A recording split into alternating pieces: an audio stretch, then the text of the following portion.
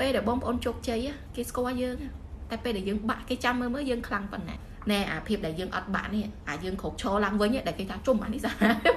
កោតអាមួយរឿងវាដល់ប៉ុណ្ណឹងវាអត់ងាប់អ្នកផ្ទះវាគេស្ដីឲ្យវាគេថាវាបោះបង់វាប៉ុណ្ណឹងវាស៊ូវិញដល់បានមោទនភាពឯងមោទនភាពចំពោះខ្លួនឯងហើយអ្នកដែលគេមើលងាយក៏គេខ្លាចយើងដែរថាជុំអានេះមិនធម្មតាទេព្រោះអានេះវាហ៊ានងើបមកវិញបានយល់ចំណុចហ្នឹងក៏មកគេនិយាយតិចញ៉ា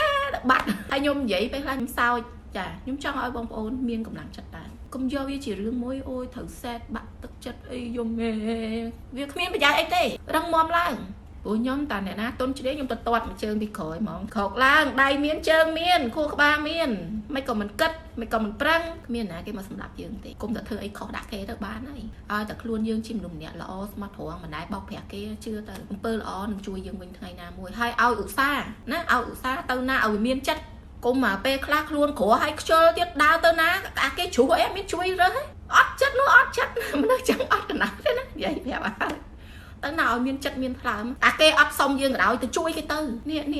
អាភាពរហ័សរហួនរបស់យើងនេះជាសេរីសួស្តីគុំមានខ្ជិលរៀនឲ្យមានចិត្តហើយកុំប្រកាន់របស់គេរបស់យើងចិត្តឲ្យតលាយចែកម្លែកជាមូលដ្ឋានគ្រឹះសំខាន់ណាស់នៅក្នុងជីវិតផងមនុស្សយើងត្រូវតែមានអាហ្នឹង